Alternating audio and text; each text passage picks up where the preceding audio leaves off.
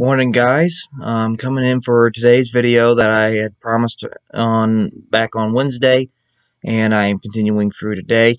Today's video will be on the Spanish flu not epidemic, but pandemic of the about 1918 to 1920, roughly, although it didn't really last that year. But anyway, this video has kind of been inspired partly because of the fact that us as a nation and as a world are going through a massive pandemic right now that is kind of threatening a lot of lives. But in the process of this video, I also hope to maybe install a little bit of hope and maybe just some relief into some viewers as they may come to realize here, although this is a pandemic, although this does look bad on the surface, we've had a lot worse in human history. We really have, and I hope by the end of this video, or at least in this instance, you can see that this instance at least, this was far worse than we got through this. We will get through coronavirus, like, very easily. Do not have fear and do not panic. We will get through this. But anyway, we will discuss that more later here. But basically, the 1918 Spanish flu pandemic was a influenza pandemic that went across the entire globe at the time, and it killed a huge amount of people. Honestly, it ranks as the second worst pandemic in human history. Only the Black Death of the 1300s was worse, which is kind of saying a lot because we probably all know about the Black Death at some point. We've learned about that plague. So for this to be second behind that, this is kind of bad. Now this pandemic is also kind of known as the forgotten pandemic because of the fact that it was overshadowed by World War I, which was still kind of raging at the time that when this pandemic broke out. I'm gonna easily get epidemic and pandemic confused here, so let me clarify here in case I do make the mistake again. Epidemic is like it's a smaller outbreak. It's not worldwide. It's not a big major health concern. Pandemic is when hundreds of thousands or even millions of people are being infected globally with this disease and being affected. That's on a larger scale, which even now is what coronavirus has eventually reached and is now officially a pandemic as of last week. But anyway, now before we will go into this, I guess I ought to go through the basics of the flu season, because this pandemic kind of ran in the line of flu season, and although it was different than what we have in the flu today, it was very much flu. It was still influenza of a sort. It was a strain of that virus. So the generals of flu season, at least here in the United States, runs basically from roughly the late fall to early spring. The virus does a lot better in this colder, wetter temperature than it does in the dry, more heated months of summer and late spring. It doesn't do too well there, so it's more active at this time point. On average, at least here in the United States, about 200,000 Americans are hospitalized every year due to flu-related symptoms. That does not mean they die from flu-related symptoms. It just means that they develop complications that cause them to have to be put in the hospital. And over the past 30 years, roughly, I'm looking off my notes here again today because there's a lot of info. In fact, most of my videos from now on, I'm just going to go ahead and put up now. I'm going to probably do a lot of my notes. Some of this is from stuff I've had to look up. Some of it is from stuff that's right here in my head. But in order to better remember it and better have it right on hand when I need it, instead of having to possibly forget about something I was going to mention, it's better for me to write it down. So that's what I'm looking at here. And basically, for the past 30 years, some 3,000 to 4,000 flu-related deaths have occurred in the U.S. alone. Although the flu is a lot less deadly than it once was, I mean, today the death rate from the flu is estimated to only be about 0.1% of those affected. So it's really quite low. Unfortunately, those who are elderly, young children, health complications, kind of like the coronavirus now, they do have more susceptibility to possibly having very severe symptoms from the flu and possibly even death if it gets to that point. Now, as I mentioned here, now the flu does have common symptoms that can also kind of be happened here. Oh, and another group of people that would be basically put at a higher risk of the flu if they were to get it, would be women who are pregnant. They are a lot more higher risk of developing severe complications than, say, an average woman. And then on top of that, we all know the basic symptoms of a flu, but flu can also cause secondary symptoms, which can include pneumonia, bronchitis, and even ear and sinus infections, which, from my experience with sinus infections and ear infections, not good. They suck. But anyway, that's the gist of the flu season. So now we're going to get into the Spanish flu. Now, I'm going to take it most of you probably never heard of this pandemic before, but we will go through everything. And I want, basically, as we go through this, I want to make clear, try to draw similarities between this pandemic and the one we're having now. Try to draw what was the same what were they doing back then that we're doing now? And also kind of draw, was this worse or not? Because I can tell you right now, this pandemic that we have now is probably one of the weakest ones I've seen. When I look back at the pandemic record, we've had a heck of a lot worse. I mean a lot worse in terms of death. This pandemic, although it's getting people sick, the death rate is surprisingly low compared to other pandemics. Now, it is higher than the flu, but it's lower than most pandemics, and we'll get through that later.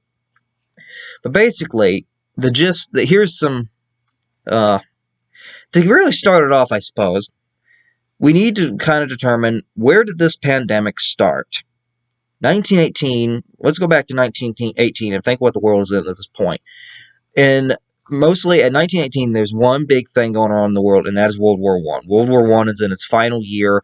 The Allied powers are raging their war against the Central Powers to the point that in this year, the Central Powers eventually collapse, and World War I is actually signed of an armistice in November, on November 11th, with the Central Powers of Germany and Austria-Hungary, Bulgaria, and Ottoman Turkey, with the Allied powers consisting of mainly Britain, France, the United States, Canada, Japan, China, other nations like that, and Greece and Serbia, and Italy. Russia, by this point, had dropped out. But anyway, beside from that aspect, and if we need to do a World War I video, I will be more than happy to do that in the future, but we can discuss that at the end of the video, I suppose. But anyway, 1918 is consumed by the war. People are focused on the war in Europe. They're not focusing much on other things else. And even the governments aren't allowing people to put in the news articles or stuff in their own countries about this. They want them to monitor the war as closely as possible. So they put restrictions on what they can and cannot put out in the press, or what they can and cannot speak about. And in fact, here in the United States, we had the Sedition Act, which basically prosecuted anyone who spoke negatively of the government, or basically stood against its prosecution of the war, and you could actually be put in jail for this, which was kind of unconstitutional, and I don't know why we as a democratic nation would ever do that, but okay. So people were kind of really restricted in what they could and could not report. Well, this virus, the problem is no one knows exactly where it came from. There are three main hypotheses for this, or hypotheses, for where this virus originated. And we're going to go through them right here. The first hypothesis is the virus somehow originated in the trenches of the battlefields of World War I, which is very possible, as these trenches were very dirty, they were very unsanitary, and they commonly did have other medical problems that would develop, such as trench foot or other diseases that could easily develop in these disease-stricken trenches, and some of them even had rats, so it was not exactly improbable to think they could have started here. But again, we do not know for sure, and we probably will never know. Another possibility is it is believed that the virus could have started in the Shaanxi province in China. Now, China, as we know today, kind of was the starting place for this pandemic, and actually in a lot of pandemics it's been the starting point, including the bubonic plague. But the odd thing is, in this pandemic, we're not sure, but we think possibly China, not only due to its past history, but because in 1917, roughly a year before this pandemic broke out, China had an outbreak in this province of people getting flu-related symptoms of some sort of unknown disease that later kind of highly related to what became known as the Spanish flu. They was very similar, but we do not know for certain. But it's prophesized, well, not prophesized, but hypothesized that it could have started here. And in fact, later as the plague went on, as the pandemic went on, China was actually one of the least affected nations, and they believe that if the pandemic had started in China, that could explain why, because these people had had time to develop some sort of an immunity to this virus where the rest of the world had not. And the last one that it's kind of hypothesized that it could have started at was at Camp Funston, which was a military base in Kansas in the United States, which was training U.S. troops to be sent over to Europe. And there were actually quite a few back in 1917. There, as we started to mobilize to go to war, because that year the United States entered the war, some soldiers at this camp started getting flu-related symptoms, and some of them even died. And they were very similar to what later became known as the Spanish flu. So we also hypothesized it could have started here. But again, no one knows for sure. What we do know is that it did not start in Spain. So then you're probably looking at me and you're saying, well, why do we call it the Spanish flu? Well, there's a very easy way to know that, and there's a very easy way to explain that. And it has to do solely with World War I and the acts that governments were putting in place to restrict people's press coverage. As I mentioned before, as World War I was going on, a lot of governments that were involved in the war, be it an allied power or a central power, they were basically restricting what could and could not be reported by the public press, by the public news, anything like that. And like in the United States, people were afraid if they reported something such as a new flu case, it would be detrimental to the government's claims of not wanting that, and they could be put in jail just for speaking about a flu. They did. They legitimately thought that was a fear, so they were afraid to do it. Well, Spain was neutral in World War I. Spain did not fight in World War I. It was one of the few European nations to remain neutral throughout the conflict. And due to this, Spain had no such restrictions on its press and everything else. So when Spain started getting outbreaks of this flu, they made headlines because there was nothing really restricting it because they weren't at war. Well, it was from Spain, although there were smaller reports in some newspapers in countries such as Britain and the United States and France. Unfortunately, they were kind of very much sidelined by the greater news about the prosecution of the war in Europe, and it was kind of not paid attention to. It wasn't until Spain started reporting that people really started hearing about this flu virus, and thus the name came that, well, it must have come from Spain, because they had not really heard about it here, even though it was already there. So they came up with the name of Spanish flu, mostly due to the fact that was where they first really recognized it as a virus that, oh, we have something new in the world of medical problems. So that's where it gets the name of Spanish flu. It's not because Spain was the originating point for it, but because Spain was the first area that it was really recognized as a new virus in. That it was recognized that, oh, we have sickness going around. But anyway, now, this flu was a new strain, and it was a lot deadlier than what we have now. And the symptoms, I just actually had to look up the symptoms last night. They actually grossed me out with the factor of what they were. Now, to compare here, I did write down the symptoms of the normal flu, of what we get today if we get the flu, what is common for those cases. If we get the flu today, we usually get a sore throat. The flu is a virus that attacks usually the nose, and it attacks the lungs, and it attacks what do I say here? Just the throat, lungs, and the nose usually get affected by this virus, and sometimes the stomach. But anyway, and the symptoms, as I think we all know, can include basically fever is very common with the flu. There's usually a sore throat, and there is very usually aches, and very commonly, this is my least favorite part of getting the flu, the nausea, which of course causes the vomiting, which we all hate. Now, the 1918 flu, well, as I mentioned, was far worse than this, and it was, as I mentioned, it was a previously unseen strain of this flu virus. And here are the symptoms that were different on this virus that we don't have today, and thank God we don't, because they're outright disgusting and they're very concerning. On this 1918 flu virus, people who got infected with this virus would commonly evolve dark-colored spots on their skin because they had so little oxygen in their blood that spots on their skin were literally turning blue. That's scary. And to make it worse, there was an increased amount of vomiting. There was nausea, aches, just like today's flu, and then you had other typical symptoms, and then you had the real clincher, which is the really gross one, and which actually probably is what killed a lot of people.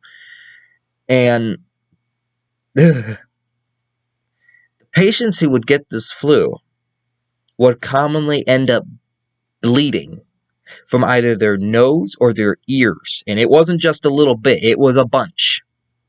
For no apparent reason, you just start bleeding out of your nose or your ear here, one of these. And there was so much blood that it was going into their throat, and they were literally suffocating on their own blood in their throat because there was so much of it that they were bleeding out, and there was nowhere else it was going to go. It was their blood and their own bodily fluids. A lot of these patients died just by suffocating in their neck, in their throat, just on their own blood and own fluids. It was, it's disgusting, and it's quite scary to think about. But basically, that is the symptoms that we had here that makes it different. Now, at Camp Funston in Kansas, where we know it started for sure in the United States, although we don't know if this is the original starting point globally, this is definitely where it started in the United States. At Camp Funston, basically, there were soldiers training here to be sent over to Europe, and we had roughly 1,000 soldiers here who contracted this disease, this virus, and they started having major symptoms, and up to 40 of these 1,000 ended up dying before they went to Europe. Well, these 1,000 were just part of 1 million that were being sent over by the United States to fight in Europe. And there were more in other camps that were starting to get it too. And now these soldiers are coming in contact with other soldiers, and this virus starts spreading like wildfire, and then you send them over to Europe, and now it's really spreading like wildfire because you got this dirty, trench-filled, muddy, sick environment on top of the war that's making it very easy for this virus to spread. After the United States basically sent the troops over in the spring of 1918, the cases skyrocketed across the globe, especially in the United States and Europe. In the fall of now that was the first wave. It wasn't as bad. It was the second wave that was the clincher. And then when we think of the Spanish flu pandemic, this is what we think about, is the second wave. The second wave began in the fall of 1918, basically around when World War I was coming to an end, the armistice was being signed, troops were starting to maybe come home. And it hit both the military and civilian population. This time it was not just the military, it was both military and civilian were being hit rapidly by this new disease. And very unfortunately for them, this new strain, as I mentioned, being that it was new, doctors and scientists had no idea what it was. They were unprecedented and shocked by its deadliness that it was having. And actually, to go even further here, remember, there's no flu vaccine at this time. And microscopes, although there were microscopes, none of them are powerful enough to see a virus. And to make worse on top of this, scientists at this time didn't even think that the flu was caused by a virus. They thought it was a bacteria that caused it. So that even hastens things. Basically, here are some death rates. Well, the death rate on this. For the Spanish flu, you had a mortality rate of 20%. If you got it, you had a 20% chance you were going to die, which is probably one of the highest of any pandemic. Even today, with the coronavirus, by example, the coronavirus only is estimated currently, as of today, is only estimated to have a 3.4% mortality rate, a 3.4% chance that if you get it, you will die. This had a 20% chance. This is a heck lot more. And you people are scared of corona. I'd be scared of this. And to make it worse, where the coronavirus today is commonly affecting more the elderly people more of the people who are roughly over age 60 are being more affected, or at 55. And people who are younger seem to be getting milder symptoms, seem to be going just fine. It's the people who are older who seem to have the complications and possible deaths. Well, this virus, it actually spared this group largely, and it was sparing the children somewhat, although not entirely. Its main target group was perfectly healthy 20 to 40-year-old males and women too, but males seem to have a high problem with it, and it was perfectly healthy young adults. People who are in the prime of their life and should have no problem are the ones dying the most. And this was so bad. The death rate around the globe was so bad that in America alone, in 1918, your life expectancy dropped by 12 years. It had been 51 in 1917. Your life expectancy was now basically only estimated to reach 39. That's bad. That's deadly. The flu, as I mentioned, mostly affected those who were young and healthy and should have had no problem fighting the disease. In microscopes at the time, as we know, could not see a virus and all that. Medical staff, now here comes a major problem in the medical field, and that was that medical staff and personnel were very short in supply, and at least in the United States. A lot of these facts I'm going off the United States because that's where I live here, but across the world, because a lot of them were in the battlefields of Europe. They were not really at home. They were in the war. And the people in the Allied nations, in particular, they blame Germany.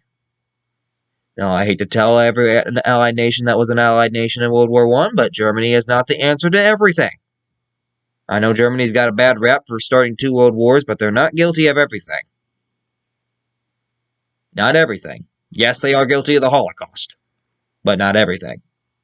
Well, yeah, everything in the Holocaust they are, but not everything that they've been ever accused of in both world wars that they've been guilty of. And people started saying, oh, Germany's doing this. The Germans are causing this flu. They're releasing the poison gas in the battlefields, and they're poisoning our aspirin because there was a German company that made a lot of the world's aspirin. These were not true. People didn't know much about what started the flu back then, so they were willing to believe about anything, honestly. So that was just up there. Now, since not much could actually be done to prevent the virus, as I said, there's no vaccine, there's really no antiviral medications, antibiotics are still not really effective against the flu, medical personnel are short on staff. A lot of nations and local communities and states here in the United States began to quarantine and limit people's contact with one another. Is this starting to sound familiar? I know it is. Schools, churches, government buildings, common public areas where people were commonly going to, they were being shut down. People were not allowed to go here, and they couldn't do anything. The public was also highly... Medical experts, as I mentioned, encouraged people to wear masks. In some cities, they were crazy about the mask thing. In fact, in San Francisco, people who failed to wear a mask in public, they got fined $5. And they're called mask slackers. Because you don't wear a mask, you're a health hazard. I mean, they didn't block you away in your home, but they said you're going to wear a mask and you're going to pay some fines. Which, honestly, not that hard to wear a mask if you're ordered to. But anyway. Now, as I mentioned, the death rate was so high. And I will reveal here the death rates here at the end. Funeral homes, they were overwhelmed. They had bodies piling up daily. They couldn't do nothing. And in fact, there were so many, since the funeral homes were so overcrowded, a lot of these families had to bury their own loved ones. They had to dig their own loved ones' graves. They couldn't take them to a funeral home to do it. There were thousands of businesses being shut down due to the workers that were getting sick, and they were causing the economy that got very weak. It started to slow as these businesses started shutting down because nothing's putting money and stimulating the economy. Very similar to what is happening right now with the stock market and other economic things in the economy. They're starting to slow and everything else because of this. A lot of businesses are shortening their hours. A lot of them are they're just shutting down. All kinds. Farmers were lacking enough workers to harvest their crops because a lot of these workers that they would usually hire were starting to get the flu and they were dying. They couldn't harvest crops, which in some areas caused a food shortage. And also, people weren't always getting the proper info they need because as of today, as we know, states, especially in my home state here in Ohio, our governor, our wonderful governor, although in my opinion, he's a little Google-eyed, but okay. But anyway, I will praise him in this instance. They've been giving us an almost constant daily stream of what the situation is with this coronavirus. State and local health departments back then were shutting down too. Public had almost no new info on the spread of this virus or anything on it. They couldn't inform themselves. Now back to the food problem. They had a food shortage back then. So if people hoarded food, you had a reason.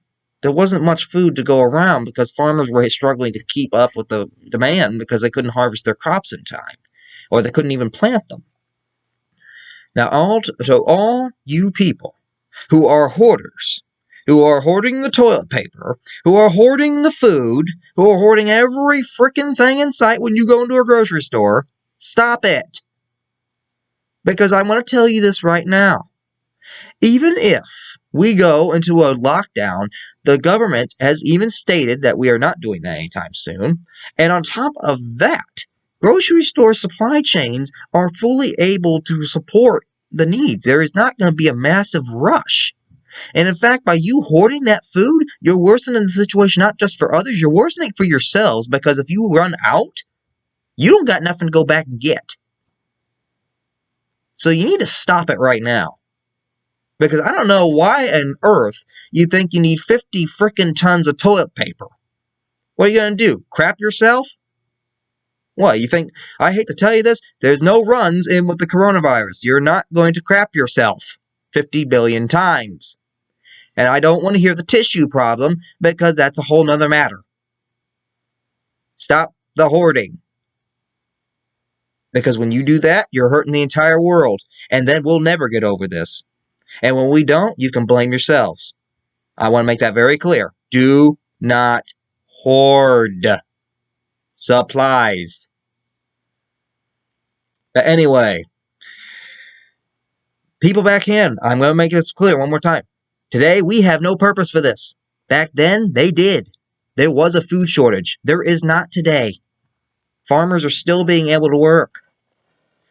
But basically, this virus continued like this for a long time until about roughly the summer of 1919, the following year. And by this time, the flu should have died down already because of the fact that the flu is supposed to only last till early spring. Well, this time it lasted till summer.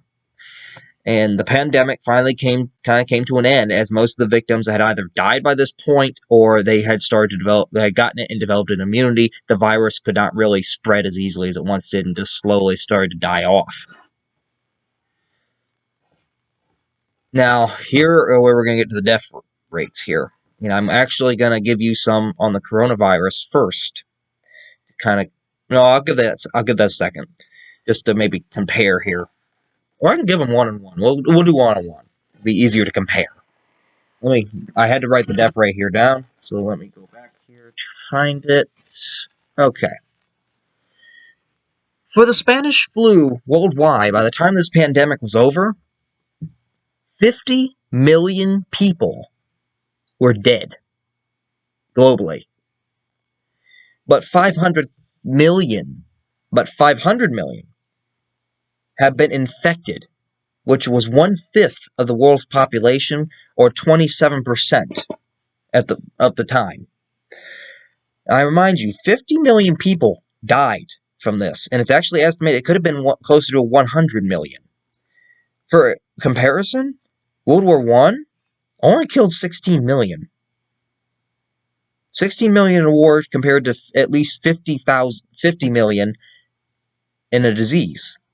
And to compare with today, the coronavirus, as of right now, globally, we have 255,729 cases. We had 500 million here. Yeah, I'm not too concerned. And 50 million died? As of today, the world's only had 10,495 deaths. We not even reached the million mark. And I hope to gosh we don't. But you kind of see here, we've had a lot worse. There's been worse in the world. And here I'm going to go off the United States here. In the United States, by the time this pandemic was done, 675,000 people were dead, which was actually more than the number of soldiers of the U.S. who had died in World War I. And in fact, the U.S. had its deadliest month during this pandemic, and that was October of 1918, where in 1 month alone, 195,000 people died. That's unprecedented. Now to compare, I was not able to find out exactly how many cases the United States had, but as of right now, in the United States, in cases, we have 14,437, and basically we have, remember, the death rate in the United States, the total death toll in the United States from this Spanish flu, numbered up to at least 675,000.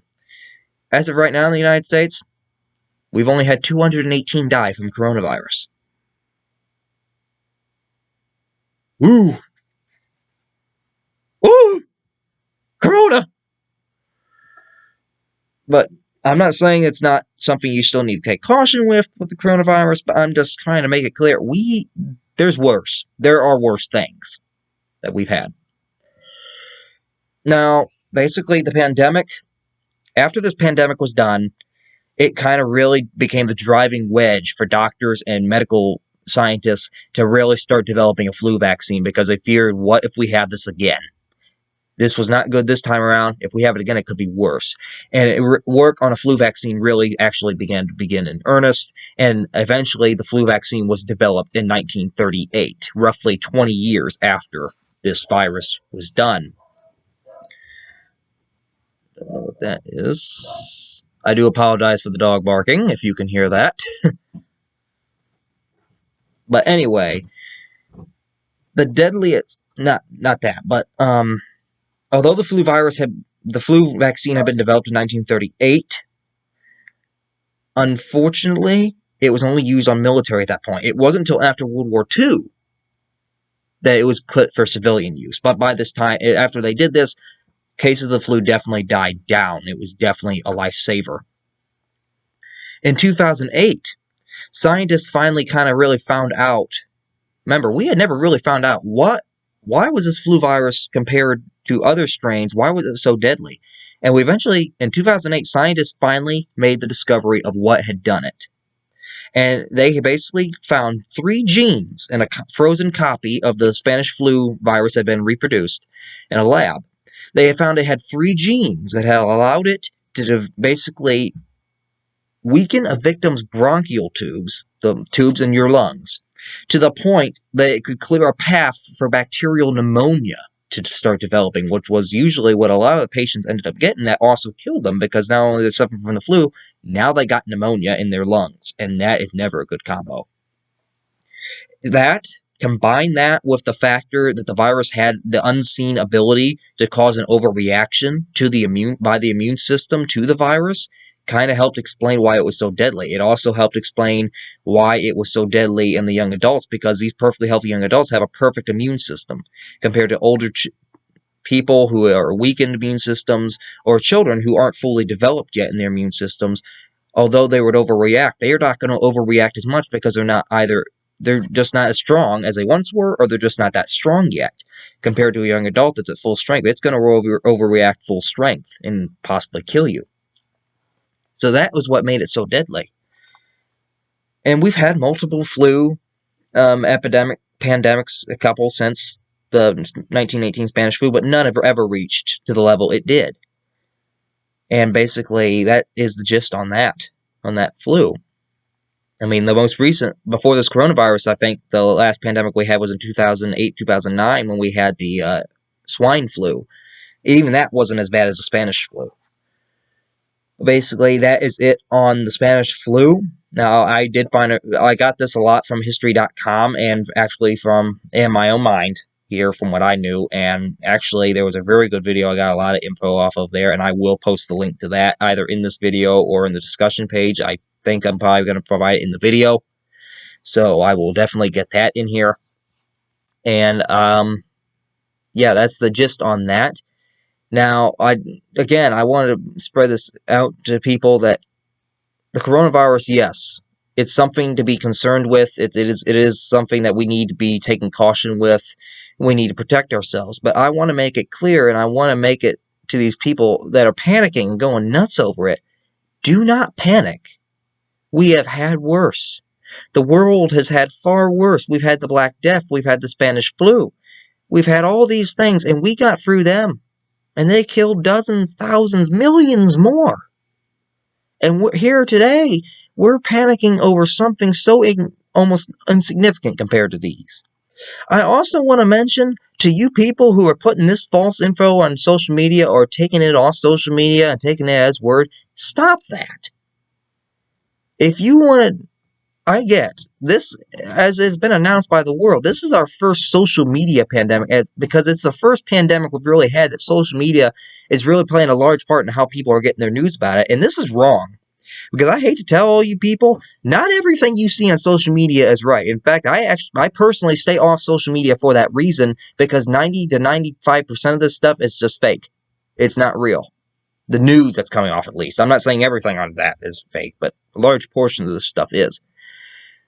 I want to that if you are going to get your news off social media, that's not exactly a trustworthy source, but if you're going to try, verify your info before you go out and spread it and start panic.